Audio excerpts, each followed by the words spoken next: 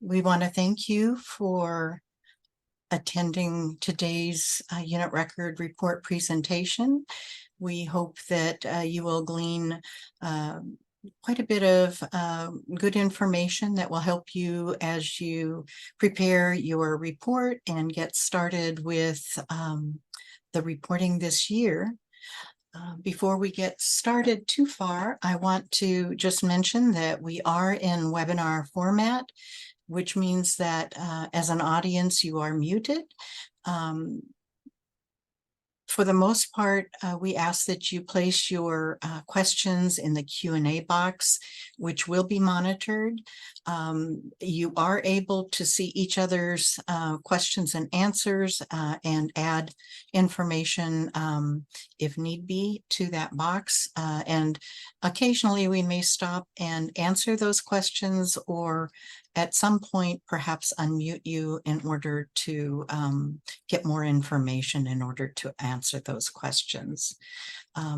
We will be recording this video and posting it to our website so that you have it as a resource later as you're working in your report. Hopefully I'll have that ready sometime next week, and you will find it on our unit record webpage, which we will announce at the time that it has been posted. With me today is Marla Skelly, who is our Associate Director for Compliance, and my name is Ann Voiles. We will keep our videos on only for a very short time, and then we will clear our screens so that you will hear only our voices. We will reappear towards the end when we ask for your questions that we can answer. Marla? Well, good morning, everybody. We really appreciate your attendance. And what we're going to go through is what you have seen throughout the years, but we're going to stress the importance of the unit record manual. Everything that you need or should approach will be included in the unit record manual. So we really suggest that you take a look at that if you hit any problems when you're completing your unit record. So let's start with what's the purpose of the unit record. Basically, the unit record provides institutional reports and profiles. So we can do institutional comparisons across the state. It can measure the needs of our students, where they are, how are we doing as a state in providing financial aid to those students. It also, almost more importantly, is it guides legislative and other policy decisions so that we're able to communicate to legislative members how well we're doing and what we're doing with the funds that the state is given. It helps us inform changes to state aid programs.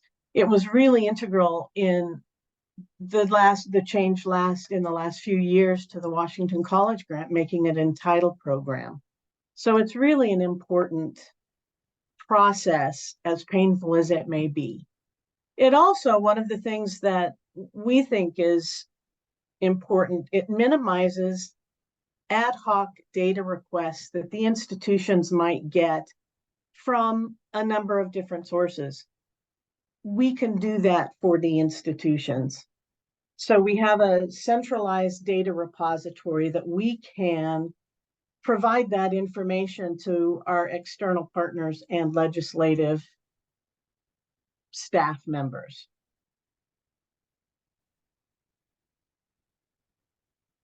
Basically, the timeline is now. The unit record manual is available right now, and it's at the wasac.wa.gov/unit-record.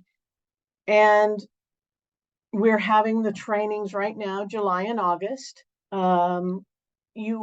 do urge you to test in portal training the upload of your unit record CSV so that you can test and practice some of the features. From last year, we had a huge change, and we think it was fairly successful. And this year we've tweaked some things to try and make it easier for both you and us. So you might be looking out for some of those things, and we'll go over some of those changes. The unit record opened on Monday, so you are able to upload your CSV if it's ready to go. And we're asking that you complete the unit record by October 9th. Last year was a very odd year. I think we can all agree. And it took a very long time for schools to complete the unit record last year. It was the first time with the unit record 3.0, and so we hope it'll be a little bit easier this year. But we are urging you to get started early and complete the report as soon as you are able to. You don't need to wait until October 9th. Then WASAC staff uses the months of October and November for our analysis of the data, and that's when you're going to hear from us. And I'll say up front that we do have 2 staff members who have agreed to help this year. So I'm hoping that we'll get responses sooner to you all.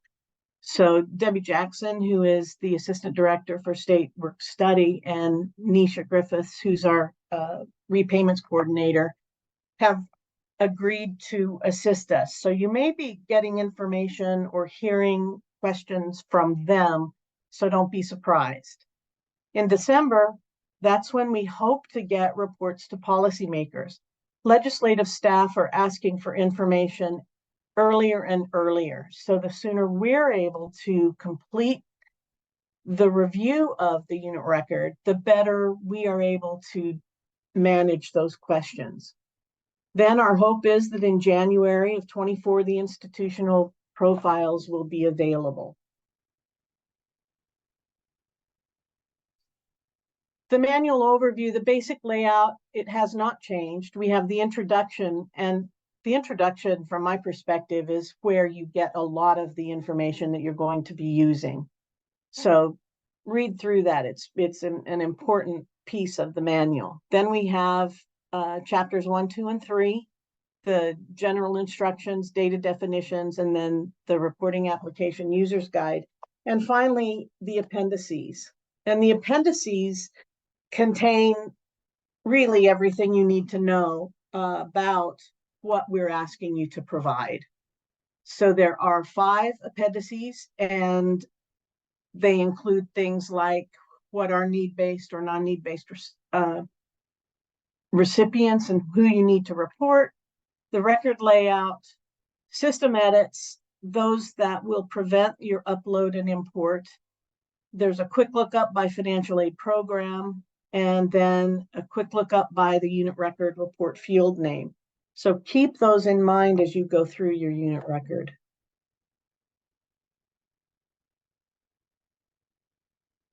In order to complete the unit record, you need to submit a CSV file. And on that file, we're asking you to report only students who receive financial aid based on the 22-23 FAFSA or WASFA. And for those of you who are new, WASFA acronym is Washington Application for State Financial Aid, just so you know. Nobody calls it that because it's WASFA to us. Report your files in the updated CSV layout format with a header row. It has to have the header row. And then if review the field definitions in chapter 2 of the manual, and the record layout in appendices B and C to determine the valid field content. The definitions are very helpful from my perspective.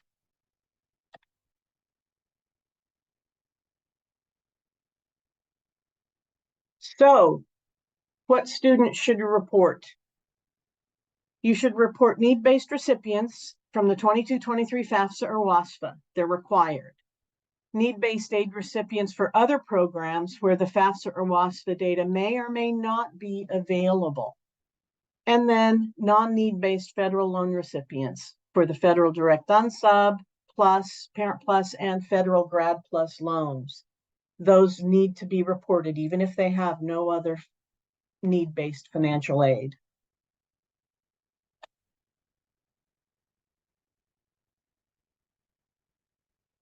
So basically, when we ask you for need-based recipients, we're looking for term-by-term reporting. We want to capture all financial aid disbursements in the unit record report.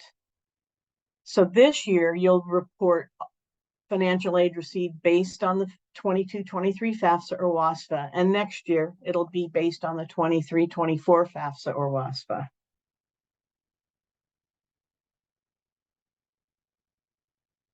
This slide shows the programs that need to be reported. And these generally are the need-based programs where the FAFSA is required. And you can go through this as well as I. One note I'll make is on the state work study, DACA students must have a valid work authorization. So many of you know that, but we want to just stress that.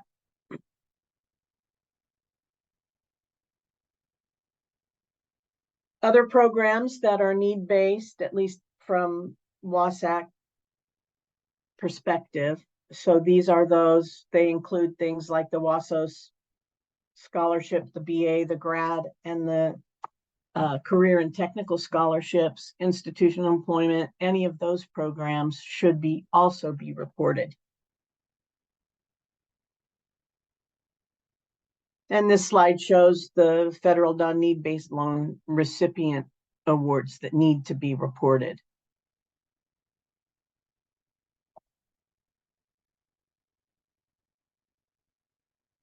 The BFET, or Basic Food Employment and Training Awards, are a subset of the worker retraining funds. So if your college receives these funds, they should be reported under worker retraining funds. It's not required that you report them, but if you have the ability to, we ask you to report the BFET funds.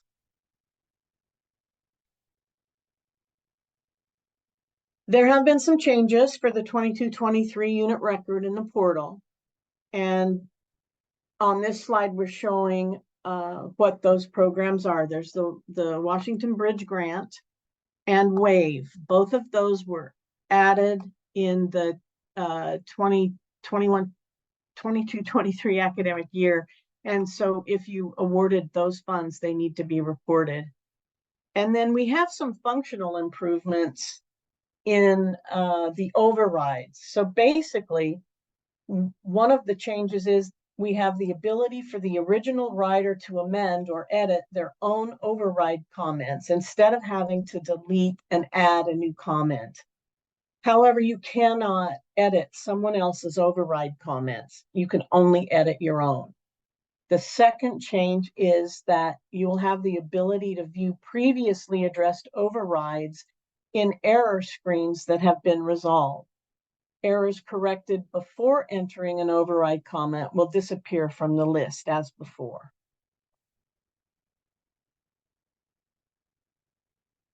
We do have new error codes this year, and they're primarily informational errors. And an informational error should be reviewed, and it needs to be corrected if needed. We provided the bulk override functionality in this unit record 3.0, but for these informational errors, do not bulk override. They are things that you really need to look at to make sure that that the error is not something that needs to be corrected. Something like, I don't know, cost of attendance is off, or the need. We have some new calculations happening in there. So take a look at them. The informational errors are enrollment does not match need duration. So if you say someone is enrolled in 6 credits, but you say they're going 9 months, then you might need to take a look at that. Total need-based aid exceeds the reported need amount. This is an important one primarily for those of us at WASAC. In the past, we have had to just eyeball that cost of attendance minus FC equals need, and then make sure that there's not an over award. And this year, we will have the ability, based on this informational error, to take a look at those and really identify where there may be a genuine override situation. So when you get that override or that error, you may want to take a look at it to make sure that it's not an over need situation. And many aren't. With unsub and plus loans, there it may not be, and that's fine, but we want you to look at that. And if you have awarded a Washington Bridge award to a non-state resident, you're going to get an informational error. Refer to the pages 3 and 4 in the manual for any additional details that you need on this.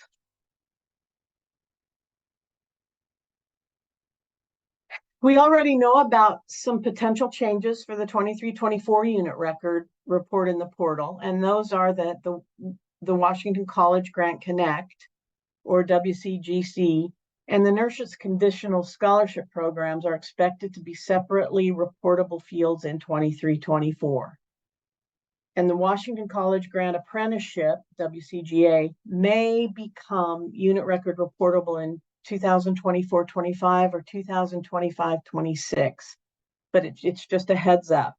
And as is standard, there's always potential for the addition of new state-funded programs, which are enacted by the legislature. As soon as we get details, we try to get that information out to you.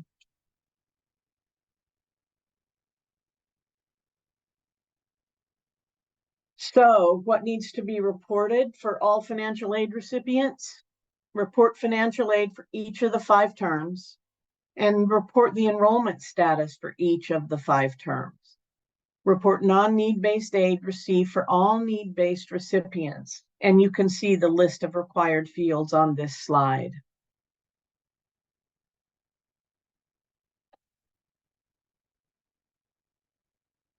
The CSV file requires a header row, and there's a revised sample in the unit record manual. So basically, financial aid is reported for each of the 5 terms. So we have your summer 1, fall, winter, spring, and summer 2. And depending on what your calendar is, if you have summer 1, that's generally our lead term. And if you do summer 2, it's the trailer term. And for semester schools, you don't have a winter, so report the term as 0. And clock hour schools may have awards for all 5 terms. So when should you include summer aid in your reporting? Review chapter 2 for more detailed information on this. So summer aid reported are amounts received based on the 22-23 FAFSA or WASFA. So in general, the leader or header schools would report summer 1 aid, and then summer 2 would be reported as 0. And conversely, trailer schools would report summer 2 aid and report summer 1 as 0. Clock hour schools may report aid for both summer terms. And here, if a recipient is enrolled in more than 1 term in the summer, so you have, let's say, a mini summer 1 and summer 2, 2 different enrollment periods, you would want to report that total amount received and enrollment status as 1 enrollment term.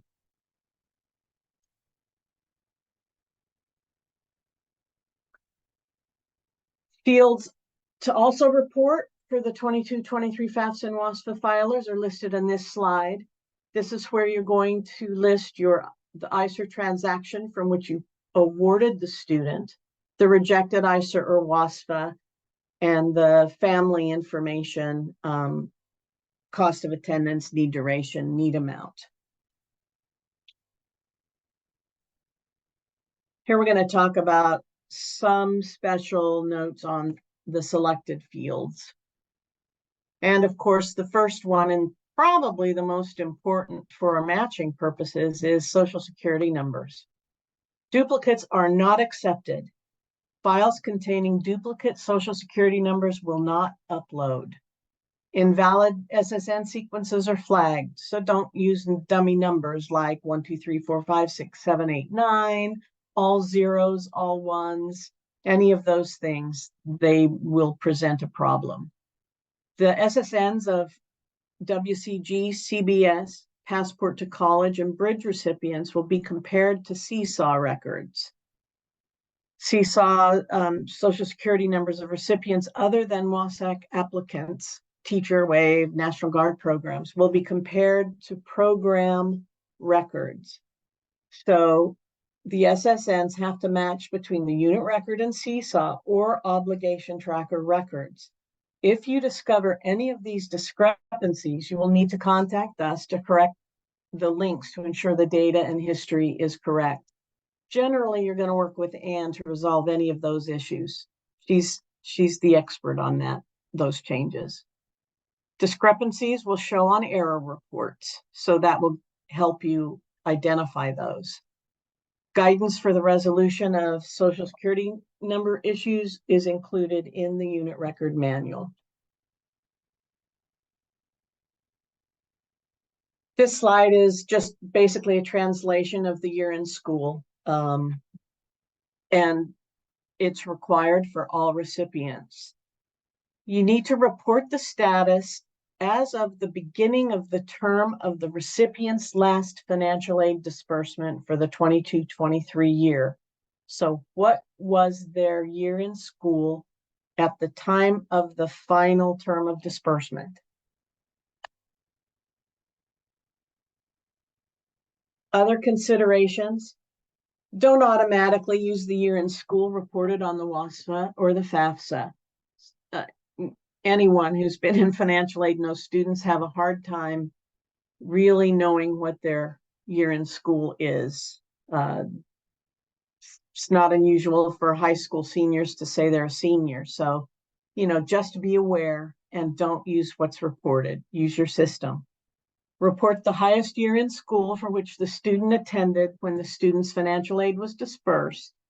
And for code aid or other, that's used to report need-based aid for Running Start students or other non-matriculated students.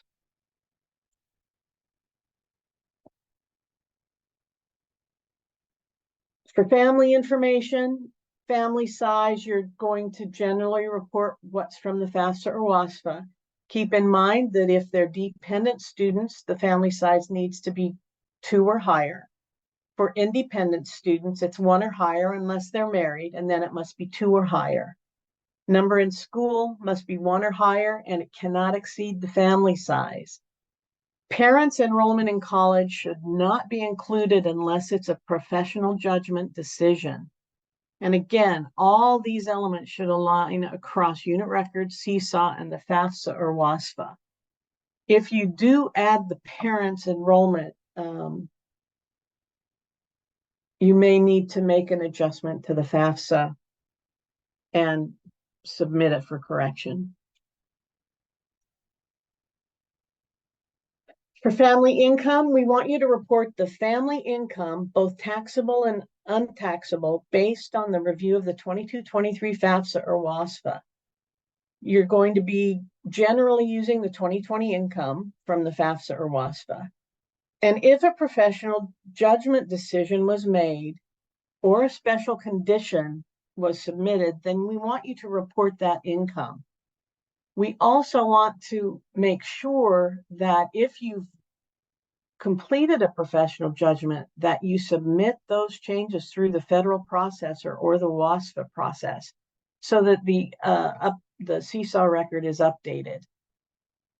We want you to report integers without dollar signs or cents. And this is the only place where negative numbers can be used. So if their income is negative, you can include that negative amount. Report the expected family contribution from the federal methodology calculation produced by the U.S. Department of Education based on your 22-23 FAFSA or WASFA. Even if your institution uses institutional methodology and it produces a different institutional methodology, we want you to report the federal methodology. Keep in mind, any of these may be adjusted by professional judgment decisions. And it should reflect the number of months reported in the need duration. It needs to align. So cost of attendance, most of you use several different student budgets to reflect changes in living expenses. We want you to report the student budget amount related to the need amount. It should be based on the number of months reported in the need duration. So basically the COA need duration and EFC must align for the same number of months.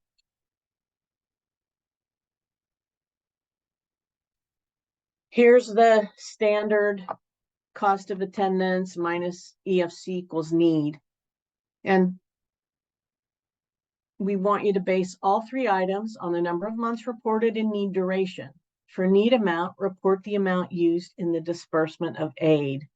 Report need amount as 0 or higher. Do not report negative values here. If you have a negative value, it'll be changed to 0. So if you catch that before you submit the report, I won't have to change it.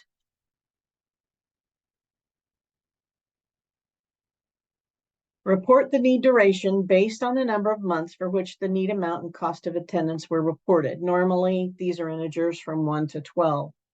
If a 9-month budget was set up and the student leaves after one term, you're not required to recalculate everything to 3-month duration. You can, but it's not required. If one element is adjusted, then all the student budget components must be adjusted to match. It needs to be consistent for same time period and what is required.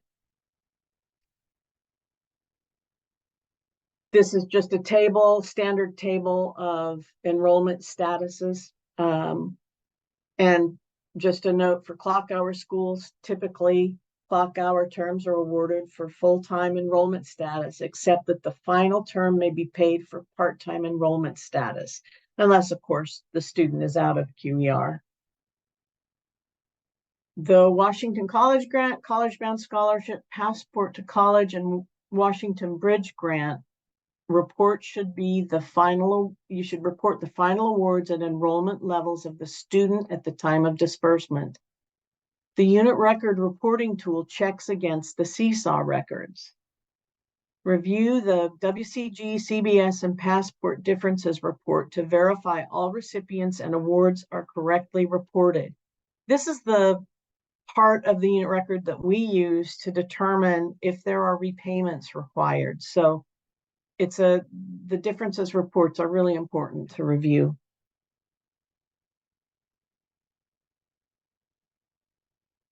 For tuition waiver dollars, for WCG and CBS recipients, we require that you report those.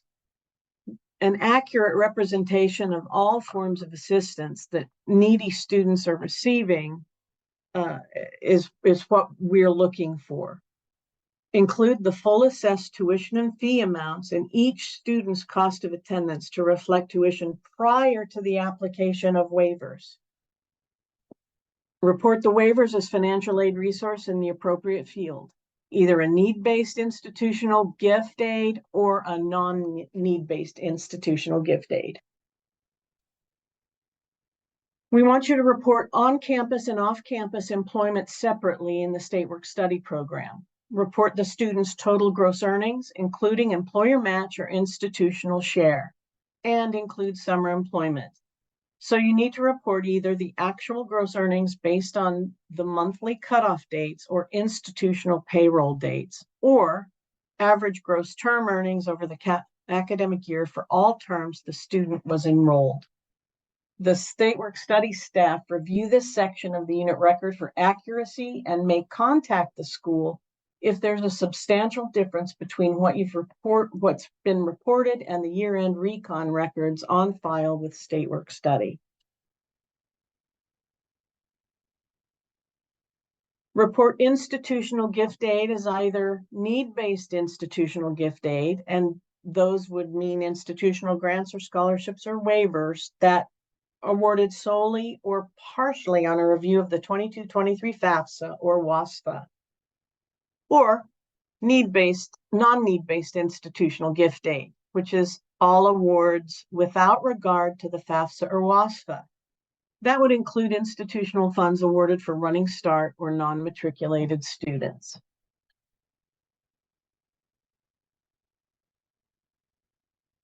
Other state-funded gift assistance.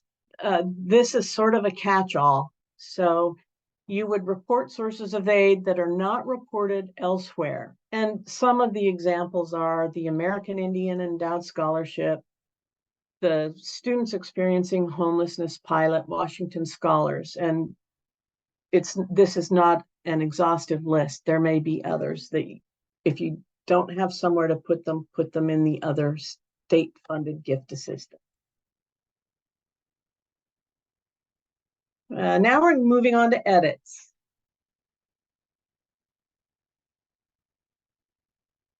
Basically, edits help ensure data quality. We are using informational edits beginning with this unit record, the 22-23. Appendix C lists all edit errors and what action needs to take place.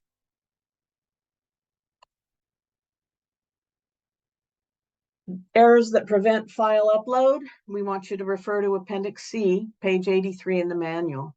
But some examples of errors that prevent upload are, you've got a header row missing or it's invalid. Duplicate SSNs, as we talked earlier. Any invalid codes. Blanks reported in required fields, such as rejected ICER WASFA is a required field, and if it's blank, you won't be able to upload the file. There are 12 items. Make sure you review all 12.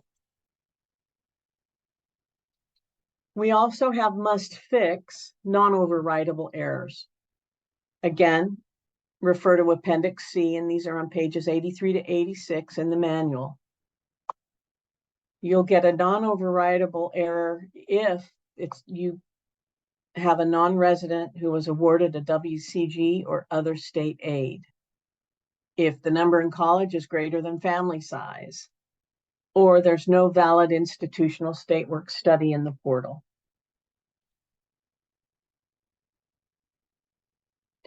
We also have overwritable error examples. They're also in Appendix C, pages 83 to 86. So some of the examples are need amount is 0 with need-based aid. So this could be an example where the budget changed but dropped credits. Year in school for aid type. Typically, this happens with the federal Grad Plus loan, when if a student has graduated mid-year and changed from an undergraduate to graduate student, you're going to get this overwritable error. If cost of attendance minus expected family contribution, calculated by the edit program, does not equal need amount reported by the college. And date of birth outside the normal range is now an informational message only, but it's something that you probably want to check. It could have been an error, a legitimate error that needs to be corrected. So a few reminders. Keep your override comments brief, but with enough information so that you're able to explain the edit response and we can understand it. Report family income using the Washington College Grant income calculation, not the federal total income field from the FAFSA without appropriate adjustments. Income reported in Seesaw for 22-23 should reflect the WCG income calculation. So make sure you refer it to the manual for what needs to be included in total family income. The ICER WASFA transaction number reported should be the most recent used to award the student, not necessarily the last one filed. This is used to compare the FAFSA WASFA to the unit record and Seesaw for discrepancies related to family income, family size, number in college, or expected family contribution. We now have a comparison that shows in the On File tab in the unit record student record, which is really a good good information. Report an adjusted expected family contribution according to need duration if the student attended less than full-time, full year, if it's your standard practice to do so. This is just a reminder that if one element is adjusted, you must adjust all. EFC, need, cost of attendance, and need duration must all be consistently aligned. Report all known race categories for each student, even where Hispanic origin is marked Y. This eliminates any gaps that there may be in research data.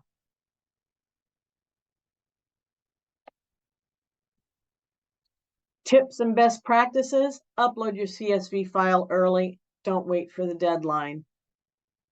Review the WASAC's 22-23 unit record manual and training materials. URL is the portaltraining.wasac.wa.gov. Keep in mind that if you use this training functionality, you need anything that you put in will be gone the next day. So you need to do your testing in the same day, or you'll lose it and have to start over. Use the unit record informational reports to check for consistency and validity. For the CTCs, review the CBCTC 22-23 unit record processing guide when it's available. And as always, contact WASAC with questions or issues that might not have been addressed in the unit record manual. And if you have questions generally, please contact us. That's why we're here. Do we have any questions before we start the portal training? I don't see any in the Q&A box. If anyone we just received one. It says, how will that work for schools who are working on manual adjustment due to WASFA data? Tracy, can you give us a little bit more information, perhaps? Yeah, can you hear me? We can. So you said you have to test in the same day or the data won't be there tomorrow, correct? That's true. So we upload our data, but then we go in and we have to manually load some of the WASFA data. So we can't load, we typically don't load and submit in the same day. Is that going to be a problem? Maybe that's the question. Okay, if you're loading into the live portal, the live record portal, that is not a problem. Okay. It is a problem if you're playing in the portal training environment. Okay. Whatever you upload in that site will clear out overnight. Okay, so we'll just want to make sure that that's right. We're uploading in live, which we would most likely. I just wanted to make sure. Okay, thank you. Sorry for the confusion. You're very welcome. Thanks. No problem at all. Okay, is there anyone else that might have a question we can answer before we move forward? Okay, hearing none, I'm going to move forward. Most of you are familiar with this landing page. If you go directly to this site, the URL is shown at the top of the page in the caption. It's https://portal.wasac.wa.gov/. And there is actually another way to get to this without entering the complete address in there, and that is to go to our WASAC main website, and then on the main menu you will see administration with a drop down. The first item on that drop down is the portal. If you click that, it will take you to this same landing site. Once you're here, there are two ways to get into the portal itself. The first button down here that says Unit Record Report will take you directly to the Unit Record welcome page once you log in. If you want to enter from the main menu side, you can log in from this button in the upper right-hand corner. Once you are in the main menu, from home, click programs, and then in that list of programs, you will see the unit record. This list contains only those programs for which you have authorization in the portal. If you don't see unit record on that list, please contact your institutional portal administrator, who can grant you that authorization if she or he has agreed to have you working in the program, and then it should appear. If your institutional portal administrator is having some difficulty identifying how to grant you that authorization, they can reach out to us here in the unit record team, and we would be happy to help them identify how to do so. One of the other things I want to mention is at login, whether you're in the portal, the live portal, or in portal training, there is a secondary authentication step that takes place when you log in. And there are some additional instructions how to work with that secondary authentication in the unit record manual if you need that. If you're working in portal training, we highly recommend that you go into the main live portal and adjust your secondary authentication to allow for something other than email only, because the email system in portal training is not active. It's only active in the production site, which means that if the only option you have selected is email, you will never receive that authentication code in order to get in. So we recommend that that be changed to either a cell phone number or landline, and ensure that that landline is somewhere where you are actually situated. Because if you are working remote and that secondary authentication code is sent to your landline at the office, you will also not be able to receive that information in a timely manner in order to complete that login. So just remember the information about how to update that secondary authentication is included in the unit record manual itself. Now, once you have selected the unit record from this drop-down, it will take you to the unit record welcome page. And for those of you who have been working in the unit record, you remember from last year, we no longer have, the screen by screen that pops up only at the bottom of this screen. We now have a navigation string.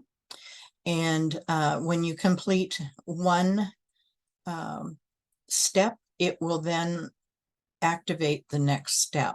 There may be some areas where you have to click a button that says continue, but that's not true for all.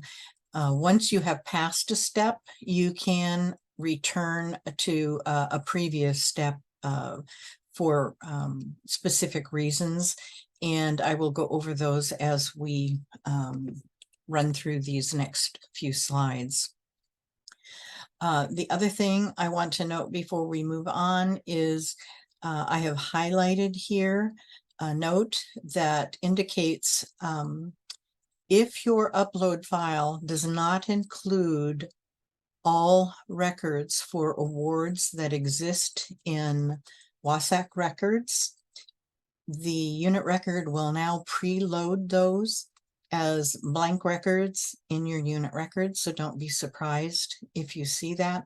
It is an indicator that we show an award for an individual that is not contained within your unit record.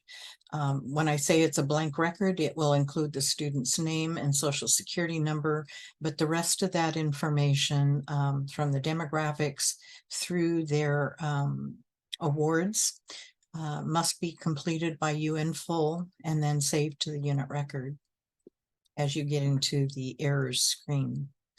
Another item I want to point out is if you're just starting your unit record and you need a copy of that sample CSV file layout, that is available here by clicking the word here, which I have circled. If you're ready to begin your file upload, there is a browse button. You will then check into your main PC or laptop, whatever it is you're using, go to your files and choose a record, and then you can click the Start Upload button. Once your file has been uploaded successfully, you will see that in the upper left-hand corner, it will say successfully uploaded with a green check mark.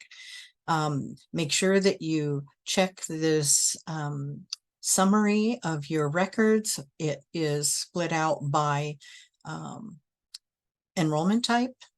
And if these appear to be correct, you can click the button Continue. Now, if you have an upload failure due to critical errors, you will receive a pink pop-up box, and it will provide for you a list of those errors and what rows you can find them in. So here it says row 3987, the field is state resident. Whatever's in there is an invalid value. It prevents your file upload. So in that event, what we suggest is that you click this button, Download Errors, which will provide for you a list of all of those errors with the row numbers so that you can fix your upload file and then click Try Again, which will clear out whatever residual information was there from that initial upload attempt, and it will take you back to that browse feature on the welcome screen, and you can then try to attempt another upload. Before we move forward into talking about edits, I want to talk about the 4 different types of error statuses that are available in the unit record. The first is that critical error that prevents your file upload. And that means that you need to make those corrections before you can attempt to re-upload that file. So just know that right up front. If you see that pink box, there are items that need to be fixed before you can move forward. Once your file is uploaded, you may see in your error list some that are noted as must fix. Those are errors that are non-overwritable, and those require that you correct that record. You are not able to just provide us with an override message from that. Those actually need to be fixed before you can move forward with your submission. The third one is the overwritable error. That points out errors that either require a correction or an override explanation added to that student record if you believe the information that you've provided is correct. We review those after the unit record is submitted, and then we will reach out to you if we find that those errors may need to be corrected or adjusted in some fashion. And as Marla said, the brand new ones, we've had some informational errors in the past regarding date of birth is beyond the range that we allow in the unit record. those, obviously may or may not need to be fixed. Marla discussed the two new informational errors that are a little bit more robust. We do require that you review the record. Some of these errors may or may not need correction to ensure that the reporting is accurate, but review the record, number one, to see if a correction is required. And if so, please do that before you move on. If the override comment, if the informational error does not require an override comment, you may be able to bypass that, and be left with little or no comment. That additional situation is where an override comment may not be necessary, but would be helpful to the unit record team as they're reviewing, because if we do have questions, we will reach out to you. And in some cases, instead of an override comment, say if you have several of the same type that may not need an actual override comment, but a note to us to explain a situation that exists in your unit record may also be sufficient. We'll be pointing out where those note buttons are in your unit record so that you can add those if need be.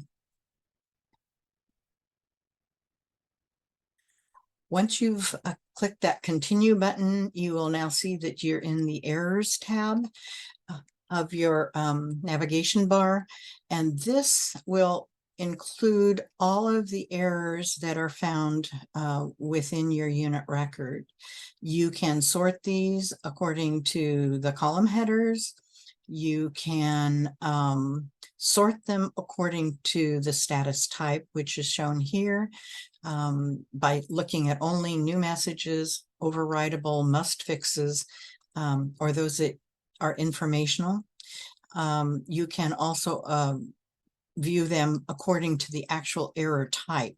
So here you can see a drop-down list from this particular field, and it will only show you errors that are visible in your particular unit record. It will not include an exhaustive list of all of the error types.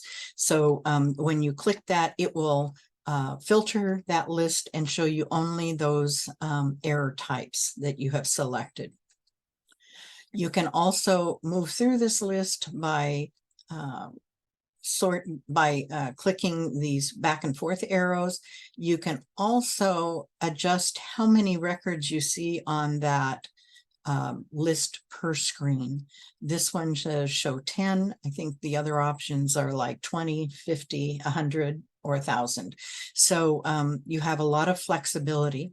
One of the things we suggest is that you download a list of these errors, and then you can sort them or do some pre-screening before you come back to this page, depending on how you like to work.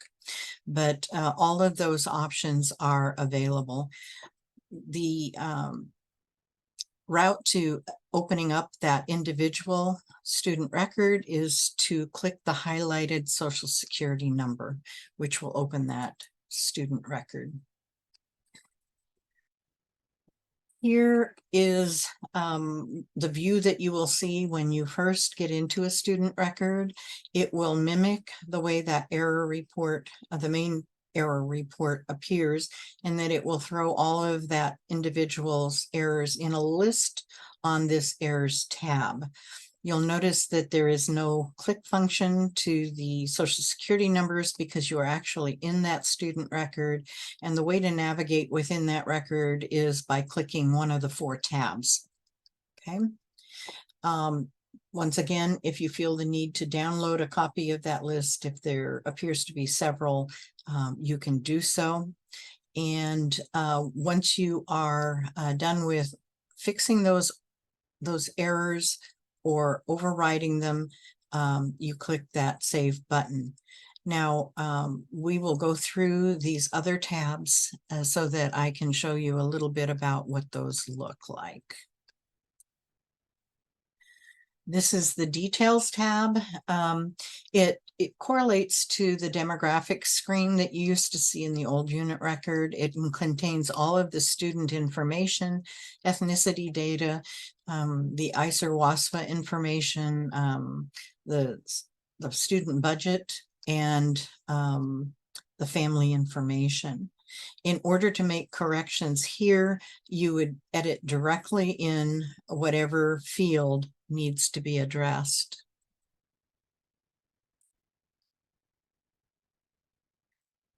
The Terms tab indicates all of the aid that student will have received. What you will see in the initial view is most likely an abbreviated view, and it will show only those awards that student has received. Now, if you need to add additional awards that may not be present, or if you want to see, the entire list of programs that are reportable for that student, you can click to unlock this view, and then you can click this box that says show all, and it will bring you the entire list of programs so that you can add or modify, as needed. Be sure that if you have aid in any of these term views, that the enrollment status is updated as well. You see in this particular one, there's an error because this student shows a summer award for Washington College grant, but is shown as not enrolled. So that will generate one of these two errors, I'm sure.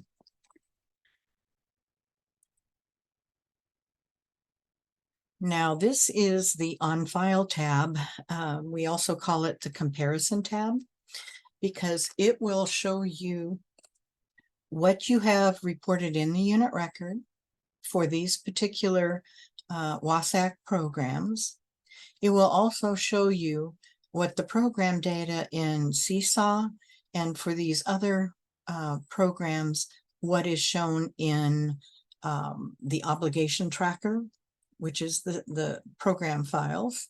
And if there is any kind of a mismatch here, you will see a red X. This third column is the ICER WASFA data. The information is based on the transaction number that you provide us in this details tab. So if you have provided us an incorrect transaction number, you may find there are errors in matching. Also, you may have provided us with the correct one, but if there are differences between what you are reporting in unit record or in the ICER WASFA or in Seesaw, you will see a red X, and that's an indicator that perhaps you need to take a look at that. I will say that under the EFC, if you have reported a need duration of less than 9 months, the unit record will recognize that and will allow a pass for a reduced EFC.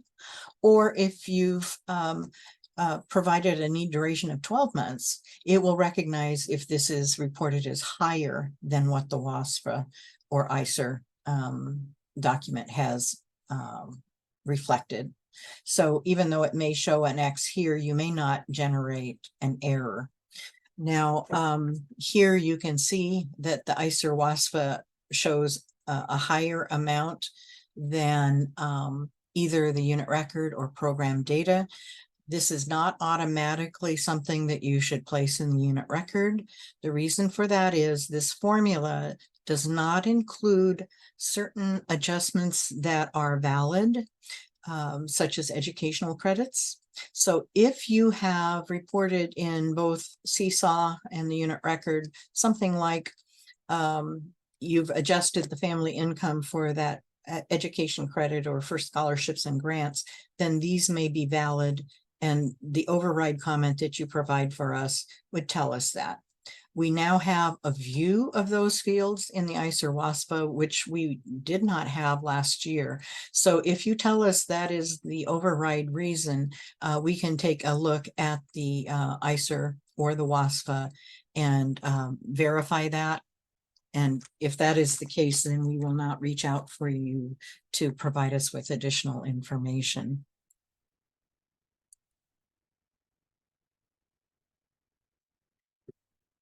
Now, in order to apply an override, you would click the error box for the specific error that you're planning to address, and then you would enter it in the override reason field. So clicking this box will activate these fields here, okay? Once you've provided us with that message, you can click override one error, and it will then change this from a red overridable text to a green overridden text. Make sure that you click save before you exit, but you can probably address several errors, and then before you leave that screen, make sure that you click save.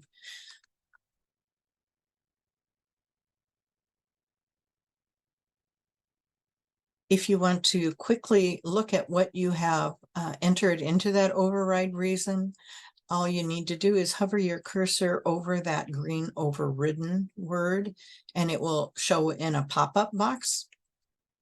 However, if you want to see it as part of that error list, you would actually click the word overridden, and it will drop it down into that list of error messages so that you can see it.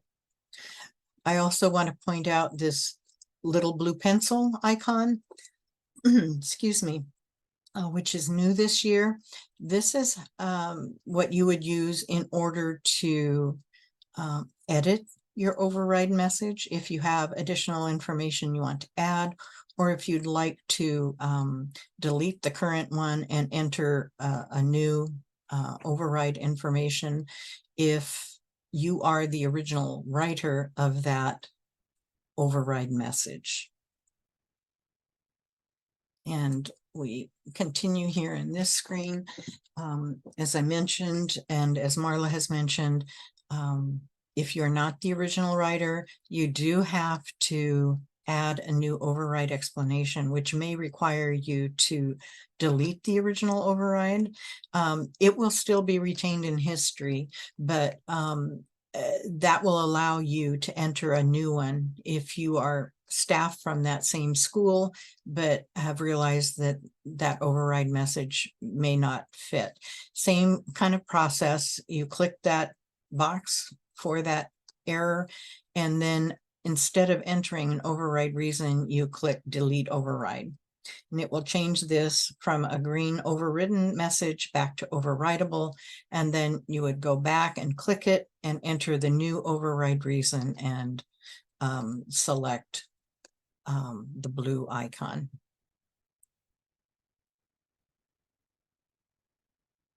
Now, as Marla mentioned, if there are social security number differences, sometimes we'll see a unit record will contain two records for the same person. One has the correct social security number and the other one has an incorrect one. In that case, one of those needs to be updated and deleted. You would add all of the information to the correct file and then notify us that the secondary one needs to be deleted. And you would do that by clicking send us an email, and then provide us with the detail about which is the correct number and which is the incorrect number. And we would initiate work with our IT department to make that update. There are also cases where it's a single record with an incorrect social security number. I believe now you will see both, only because we do preload if there is an error in matching with Seesaw. So for the most part, if you see that is a Seesaw error, you may very well see two records for that individual, the one you've submitted and the one that exists in our Seesaw records.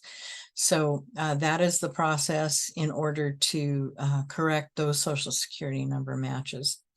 Now, on the other hand, if the Social Security number error originates in the unit record, you would go into that student record either through the main error screen or through the search function to open that record, and you can edit directly into that student record to update and save the correct Social Security number. Bulk overrides, I think, are a very popular thing. And what we ask is that you are judicious in how you apply those. The reason for that is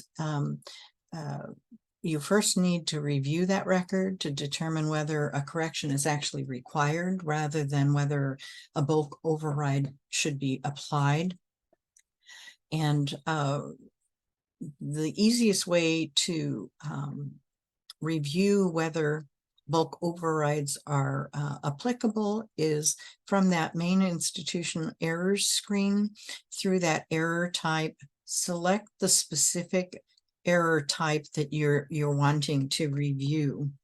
And what we have found is that if an bulk override is applied without a review of those records,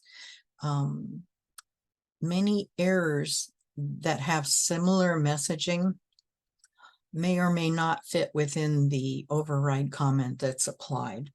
And we do check those. So we want to be sure that when you're applying a bulk override, that it's actually applicable to the specific records that you are trying to override. So after you have reviewed them and identified which of the records actually fit the comment that you're going to apply to a bulk override situation, you would individually click whichever records that comment will apply to. Now, if you find they all apply, you can click this little blue check box right next to the Social Security number field column header, and it will automatically check all of the records that are in that list. So you do have to be careful to be sure that what you're selecting actually fits the comment that you're going to apply. Once you have selected your records, you will find that this blue button will highlight again, and it will tell you how many records you've selected for this bulk override. Enter your override and then click the blue override button. If you find that you've applied that override to inaccurately, then you can go back and select those same records, and then you will see that this gray box that says delete blank number of overrides will highlight. It becomes darker, and you can click that, which will then remove all of those overrides that you applied, and then you can start over to enter, the correction.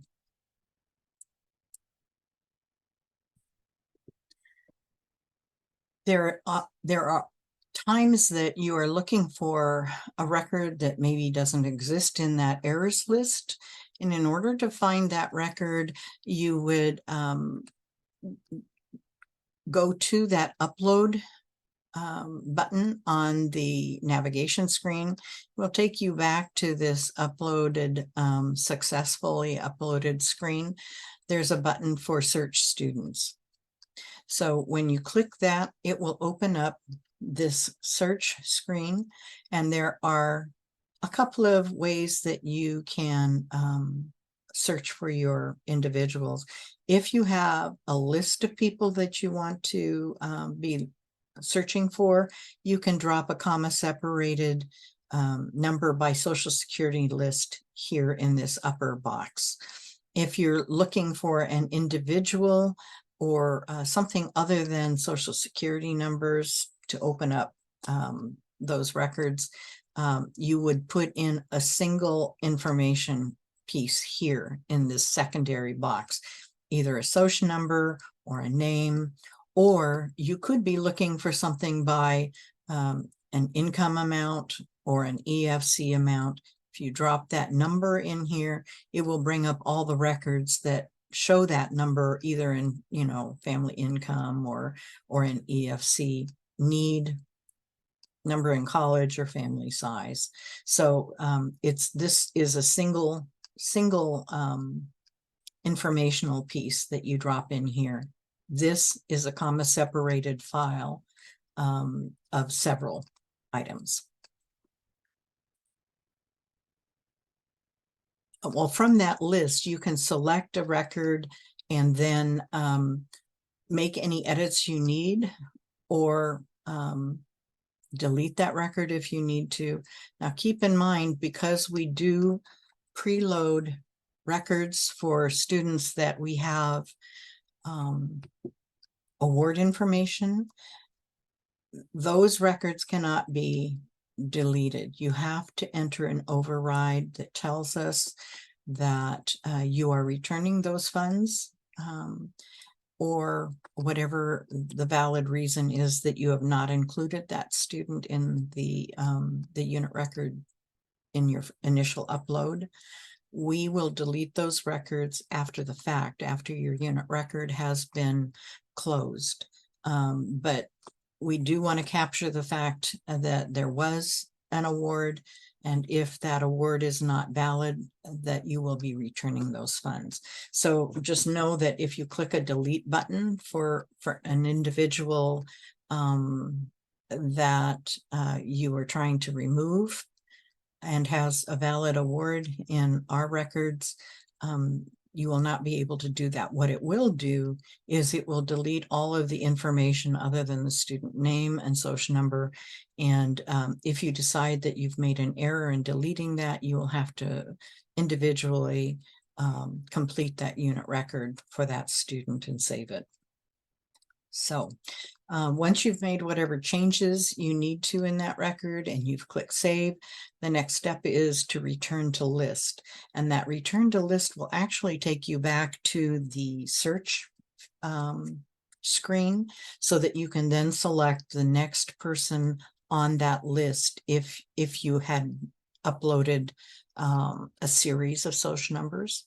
And from that search screen, when you're done addressing those records, there is a go to report button, and that will allow you to exit search, and it will take you back, you know, to your errors screen.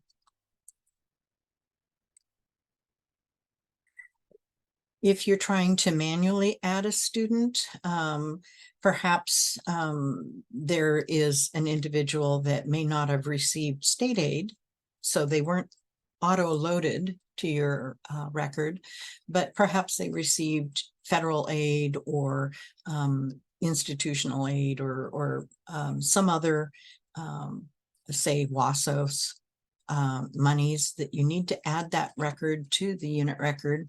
There are two places that you can do that. You can do that from this upload screen. There is a button that says add record. Or if you're working in the errors screen, you can click add record from that screen as well.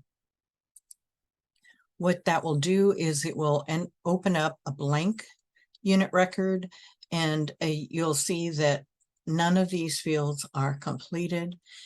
Please complete the unit record in full. with all of the required fields in the details and in the term screen, and then click Save.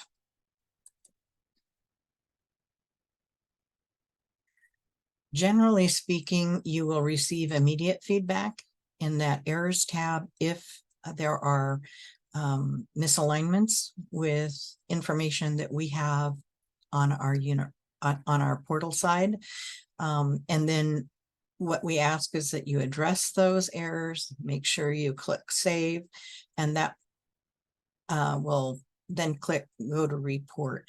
Now, after you've done a number of these corrections, we recommend that you click from the errors page side, this Revalidate button, because there are occasionally times where an error may be hidden or not transparent. And clicking that Revalidate button will reprocess all of your errors. And if there are any that didn't show up right away, it will add them to your errors list.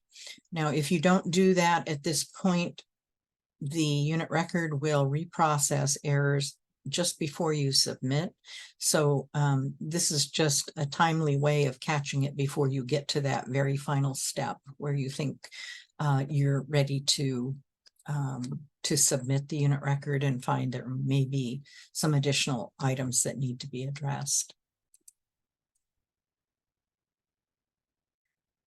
If you are manually deleting the student record, as I mentioned, you can open that student record from the errors or the search screen, click delete. As I mentioned, if that student is someone for whom we have award information on file, it will not allow you to fully delete it. It will delete the information, but will leave kind of a skeleton record that you may have to enter an override comment for. But essentially, you would go to that record, click delete, and then confirm delete if it's any record that doesn't involve one of the state programs. One of the new things that was available last year is the supplemental file upload, and that ability is still available to you. The supplemental file will allow you to add an abbreviated set of records. You do need to include the valid CSV header as the top row of the file, and there must be completed student information for the entire record for those records that you want to make a change to. You can add or delete records or edit certain fields within that student record. All of those types can be included in a single supplemental file. Now, if you are, as I mentioned, editing an existing record and not deleting that, what you need to be aware of is that you still have to include that full data for the student and edit only the field that requires changes. And the reason for that is the supplemental file upload will overwrite existing data. So if you leave blanks where information is required, that will blank out those fields in the unit record and probably trigger new errors. So you need to be sure that each line is fully completed.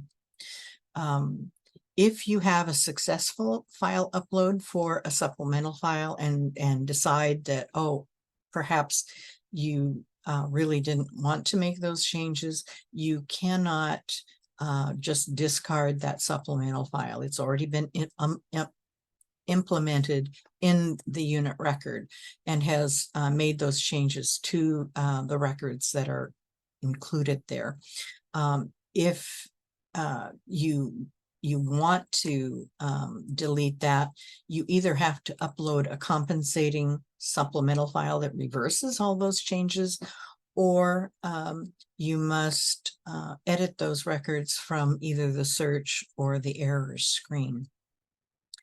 If you have an an unsuccessful supplemental file upload with a critical error, it will be given to you an opportunity to delete the upload and try again, similar to that initial upload when you first came to that welcome screen. Here I show a kind of a cutaway example of a supplemental file. Obviously, the file itself is, it contains innumerable fields as you see in the unit record itself. But I'm highlighting here this is delete field, which is critical to what takes place once you upload it. Anything that has a true or a yes or a Y will delete the record that you have in that row. Okay. If you are editing that record to make a change, then if you place a false, no, or an N in that field, that will allow you to either add a new record or edit an existing record that's currently in the unit record. After you create that supplemental file, navigate to the upload button, and on that screen you'll see a button that says add file. So if you click that, it will bring you back to this situation where you browse your PC to find the record that you want to upload, and it will place it here, and then click the start upload. If it's a successful upload, you will see that on the next screen, and then you can continue, which will take you to that errors screen. Now, as I mentioned, if it was a non-successful file upload, instead of seeing these buttons here, you will see that delete file. There's also a button, I think, to download errors, because you will see that pink pop-up that provides you with the rows that the errors are in. So we suggest that you download that errors file so that you can identify what rows of information and what field needs to be corrected before you attempt a re-upload. And then it will show try again instead of continue.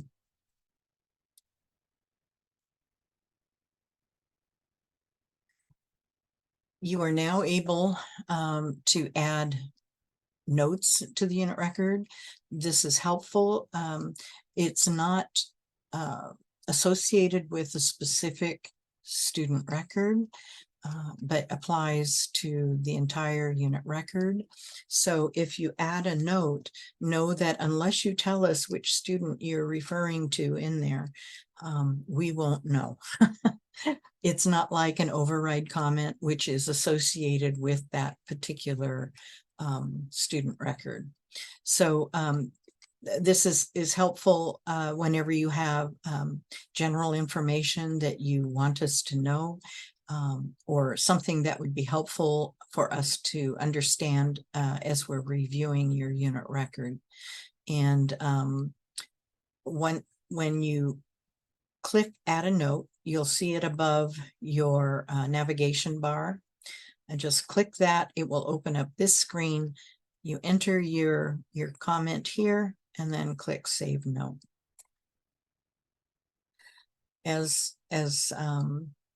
there is that, as is true in the history for the override comments, multiple notes can be added here from different users in your institution.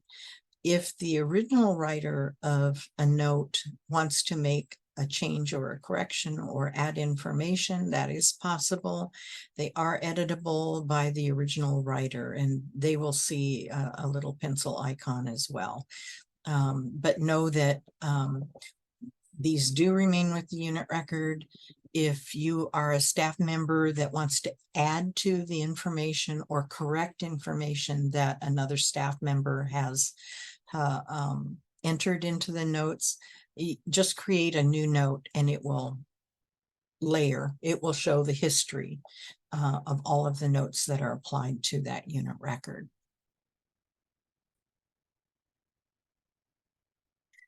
After you've addressed all the errors and you've completed any corrections or edits, adjustments that you need to make, you will see that suddenly this continue to review button will show. That's the indicator that you have properly addressed everything. Please note that sometimes the informational errors, if they're not addressed, this may still pop up, but we still ask that you address those informational errors before you continue to review. And what that continue to review button does is it will take you to the next step. And here you will find the program totals report. And this is a preliminary copy of the program totals report, which means that when we finalize your unit record, there will be certain records that are removed.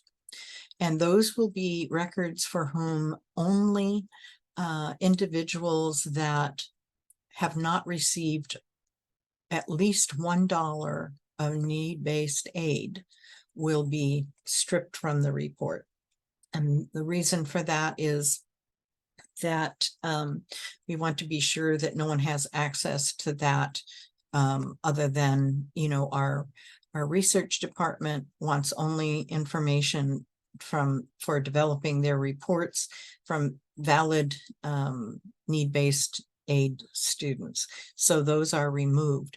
But what we suggest is, because the review takes place before that step in January, we ask that you download a copy of this PDF, the preliminary report, because it will contain information that is useful in the review, because we may very well be asking you questions about high percent changes, which you see here in the blue. Anything that is a fairly large change between years, we do highlight there, and we may ask questions about those. So a preliminary review at this point and a preliminary review perhaps next year, we're comparing apples to apples if you're looking at a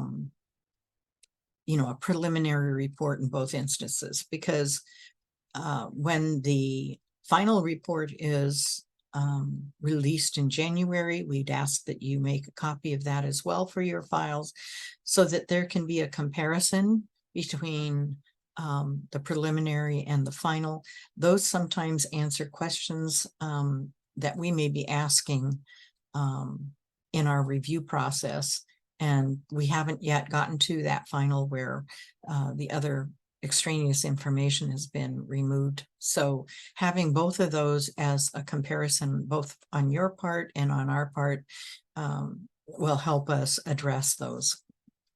So once you have downloaded a copy and double check to make sure that the information appears correct to you, because there may be valid reasons why there are large changes.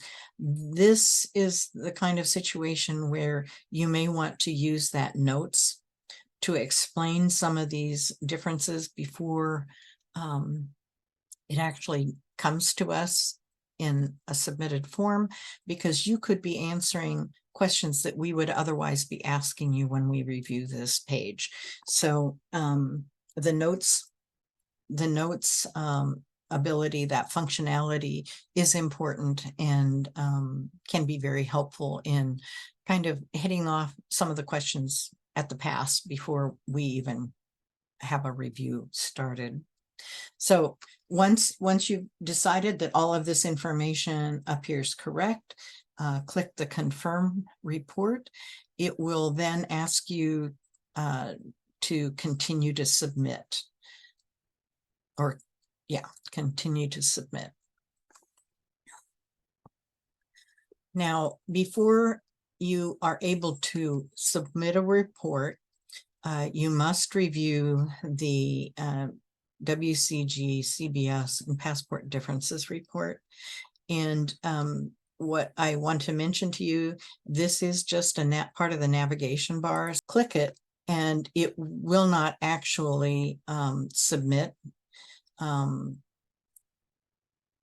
Before you complete these pieces here, you do need to click I've reviewed the report.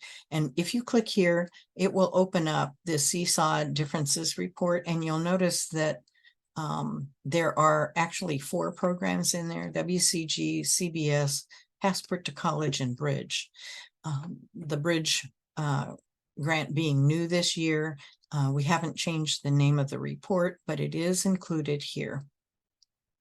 Any differences that you find there must be addressed before you can move towards that submit. And here I show an example of a differences report for WCG. In this particular example, all of these have overridden no. And that is an indicator that those are unaddressed errors.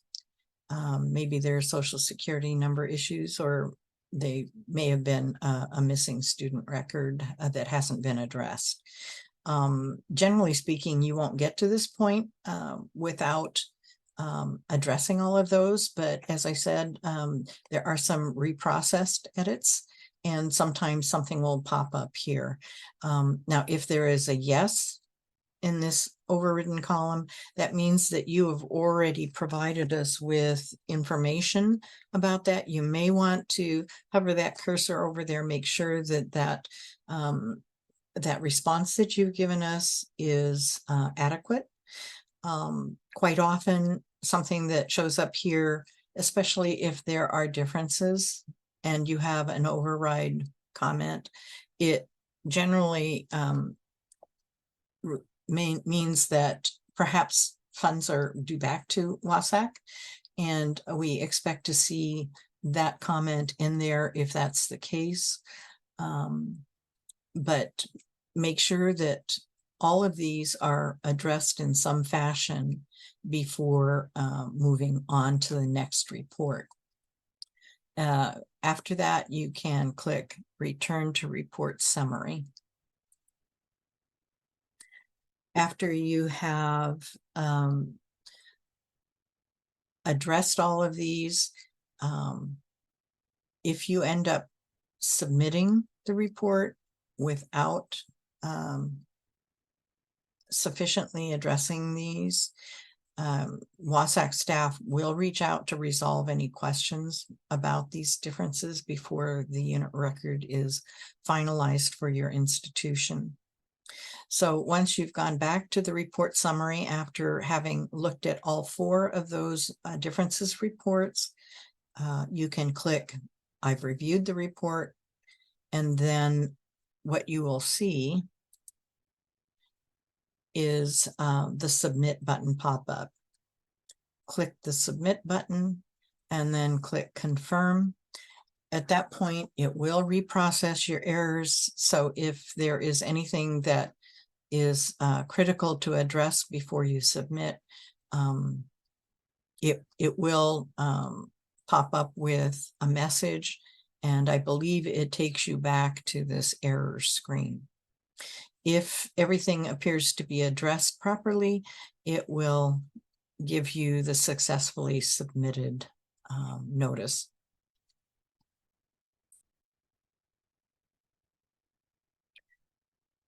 Before we leave with some of our final information, I do want to highlight this point in time data file download. You find it on that upload page. You can click download report at any point while you are working with your unit record or after you have submitted it, and it will provide you with what we call that point in time. It is all of your unit record, including the corrections and edits to that point in time. So if you do this while you are still working in your unit record, this is one way where you can create that supplemental file in order to have a complete row of information for whatever student that you are trying to edit a file for. It gives you a guide for all of the fields that may need to be completed for an individual that you are adding. You would need to create a blank, but you then have a template to follow in providing all of that information.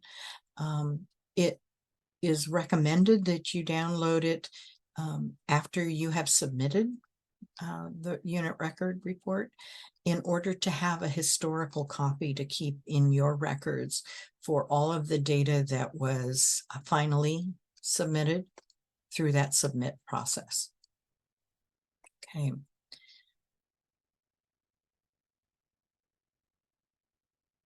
There are other reports that are available as soon as you submit. As noted here, these 3 highlighted reports: the demographic distribution report, the preliminary totals report, and you can also get a copy of your differences reports by clicking any one of those and saving those to your PC. You'll notice also that the profile reports is grayed out. The reason for that is those records are not available to you until we complete and finalize the unit record in January. And at that time, Marla will reach out to you with an announcement that the profile reports are available. And this is the screen that you would come back to. The profile reports will then be blue and highlighted, and you can then download a copy of these 4 reports for your files. I also want to point out from this screen, you're able to go back up to 3 years beyond the current year that you're reporting in order to download these same reports for those other years. Once they drop off this list, then they are no longer available quickly. It's not that we couldn't get those for you, but it does require a separate request to our IT department in order to pull those reports together for you. But you know, for the 4 years, the current year plus 3 back, you are able to come to this this page and download a copy of any one of those reports. This concludes most of our presentation. We'd like to open it up for questions if anyone would like to do so. I don't see any in the open Q&A box, but if you'll raise your hand or let us know in the Q&A that you would like to ask us a question, we can unmute you and give you an opportunity to do that right now. Okay. Okay, then. Doesn't look like we have any questions. I really want to take this opportunity to thank you all for your participation. I know this is a tremendous amount of information, and to sit through this, it's a lot of information, but I want to remind you that the unit record report does show, the unit record manual does provide a lot of the same information. So, and if you have any questions, Anne and I are available, and she will go through the rest of this. But I want to thank you all for taking the time to go through this with us.